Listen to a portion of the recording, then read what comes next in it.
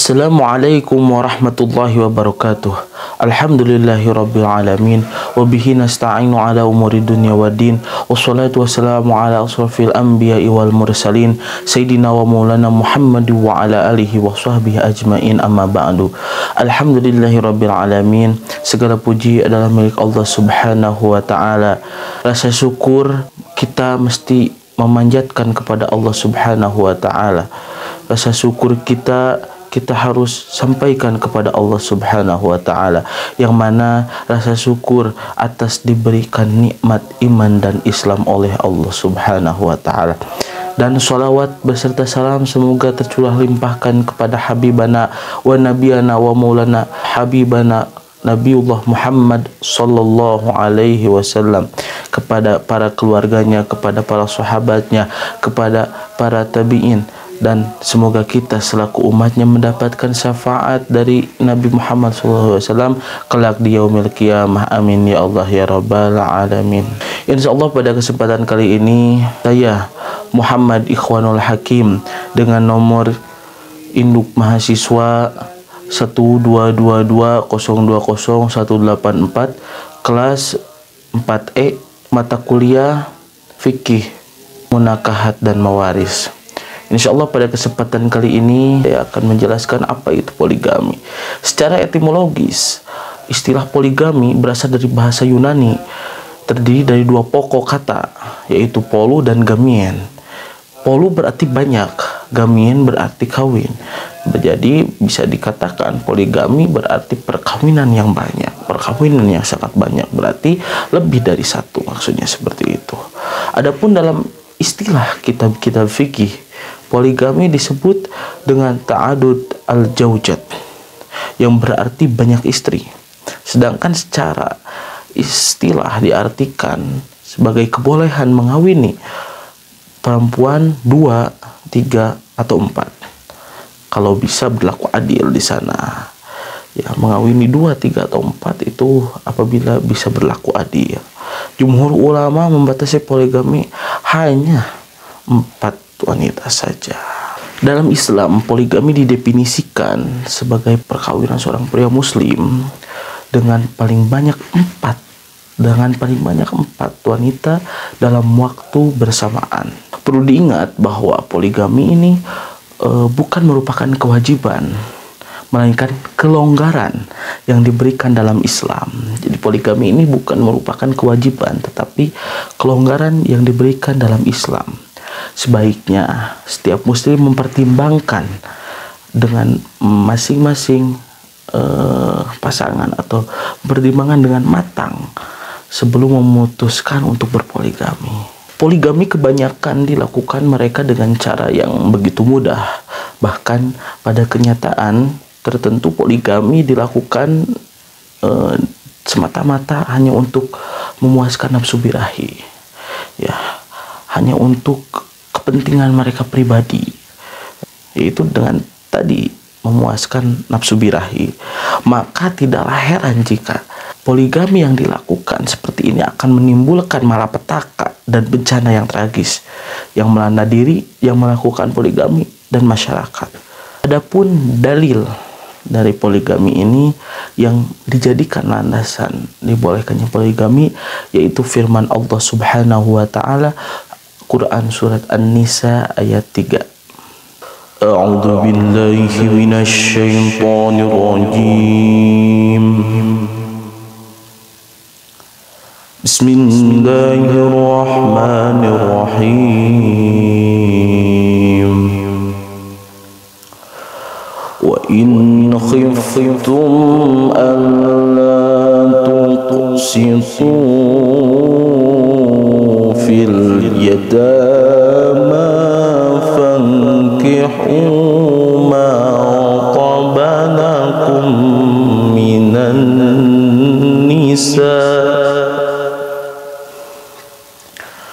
ma taba lakum minan nisa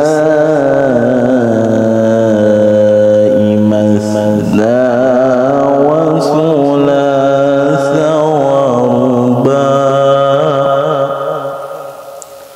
fa in خفتم ألا تعدلوا فواحدة أو ما ملكت أيمانكم ذلك أدنى ألا تعولوا صدق Allahul Azim. Yang artinya, jika kamu khawatir tidak akan mampu berlaku adil terhadap hak-hak perempuan yatim bila mana kamu menikahinya, nikahilah perempuan lain yang kamu senangi, 2, 3, atau 4. Akan tetapi jika kamu khawatir tidak akan mampu berlaku adil, nikahilah seorang saja atau hamba saya perempuan yang kamu miliki. Yang demikian itu lebih dekat untuk tidak berbuat zalim. Adapun dijelaskan dalam ayat lain dalam surat An-Nisa, yaitu ayat 129, yang artinya kamu sekali-kali tidak akan dapat berlaku adil di antara istri-istrimu walaupun kamu sangat ingin berbuat demikian. Oleh karena itu janganlah kamu terlalu cenderung kepada yang kamu cintai sehingga kamu biarkan yang lain terkantung-kantung.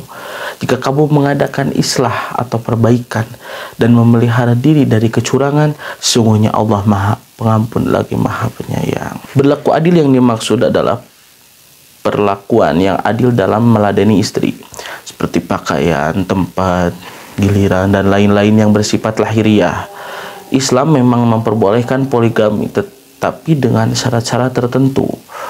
Dari 2 ayat di atas dapat diambil kesimpulan bahwa seorang laki-laki muslim boleh mengawini hanya 4 wanita saja.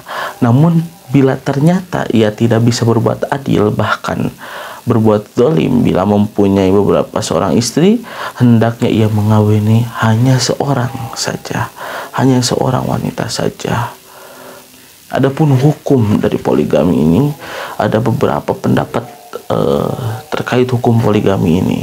Sebagian besar ulama berpendapat mengenai hukum dasar poligami adalah mubah, namun bisa menjadi sunnah, wajib, atau bahkan bisa menjadi haram, bergantung pada persoalan dan keadaan dan kaidah atau hukum yang selaras dengan situasi dan kondisi. Sebagian lagi ulama berpendapat mengenai hukum poligami ialah sunnah. Kenapa bisa jadi sunnah? Karena pada dasarnya segala apapun yang dilakukan oleh Rasulullah SAW semuanya ialah lebih baik jikalau dilaksanakan. Ditambah lagi dengan adanya kaidah fikih yang menjelaskan pada dasarnya setiap perintah dalam Al-Quran adalah wajib hukumnya. Islam mengatur tentunya dalam hal ini, mengatur syarat-syarat kepada orang-orang Islam yang ingin melakukan perkawinan poligami, ya. Di antaranya adalah satu, hukum poligami hingga 4 istri adalah mubah karena lafaz fankihu walaupun berupa amr atau perintah tapi mengandung makna mubah, bukan wajib, sebagaimana itu menjadi pendapat jumhur mujahidin dalam setiap masa. Yang kedua, hukumnya poligami mubah harus dengan syarat yang berbuat adil kepada istri-istrinya. Keadilan di sini bukan dalam bentuk cinta saja, tapi dimaksud adil di sini ialah dari segi nafkah, tempat tinggal, dan lain-lain. Jika ia khawatir akan tidak bisa berbuat adil karena terlalu cinta terhadap salah satu istrinya sehingga menyebabkan istri yang lain menderita, maka Islam menganjurkan untuk mengawini seorang saja. Tadi kembali lagi kepada dalil yang pertama. Selanjutnya yang ketiga itu poligami dilakukan bukan atas dasar menuruti hawa nafsu, tapi adanya pertimbangan lain yang lebih penting. Di antaranya misalnya ingin menolong para perawan yang semakin banyak, yang janda-janda yang mesti disantuni jiwa raganya. Dalam beragama tentunya umat Islam pastinya tidak terlepas dari aturan hukum yang ada dalam kitab-kitab. Selanjutnya adalah syarat-syarat poligami dalam Islam. Islam sebagai agama yang rahmatan lil alamin tentunya memelihara kepentingan dan kemaslahatan yang bersifat pribadi dan umum. Menurut Yusuf Qaradawi, yang dimaksud kondisi darurat ya adalah suami yang menginginkan keturunan. Jadi di sini salah satu syarat bisanya poligami, yang pertama suami menginginkan keturunan, akan tetapi istrinya tidak dapat melahirkan anak karena mandul atau suatu penyakit. Nah, itu bisa berpoligami seperti itu. Yang kedua, suami memiliki oversex, akan tetapi istrinya memiliki kelemahan seks, memiliki penyakit atau masa haidnya terlalu panjang, sedangkan suami tidak bisa sabar menghadapi kelemahan istri tersebut. Yang ketiga, jumlah wanita yang banyak ya dibanding jumlah laki-laki, khususnya ini dahulu setelah terjadi peperangan. Di situ terdapat kemaslahatan yang harus didapat oleh sebuah masyarakat dan para wanita ya, tentunya tidak ingin hidup tanpa suami ya, dan menginginkan hidup yang tenang, ingin mempunyai hidup yang indah, yaitu memperoleh cinta, terlindungi dari yang lain dan menikmati sifat keibuannya. Itu salah satu syaratnya, yaitu pertama suami menginginkan mempunyai anak sedangkan istrinya tidak bisa. Yang kedua, suami memiliki oversex ya, dan istri memiliki kelemahan seks. Yang ketiga, jumlah wanita jauh lebih banyak dibanding jumlah laki-laki, khususnya dalam peperangan. Namun, kebolehan suami untuk berpoligami tidak hanya disebabkan dalam keadaan darurat seperti yang tadi telah disebutkan. Terdapat hal lain yang wajib dipenuhi setelah poligami itu, yaitu suami harus bersikap adil yang memberikan nafkah. Dalam memberikan nafkah harus bersifat adil. Hal ini merupakan konsekuensi dari tindakan poligami tersebut. Sikap tersebut berarti seorang suami harus memenuhi hak-hak dan kewajibannya terhadap istri-istrinya secara proporsional dan sesuai dengan kebutuhan secara wajar. Adapun undang-undang yang mengatur poligami di Indonesia, persoalan poligami telah diatur dengan sangat detail, dengan sangat terperinci.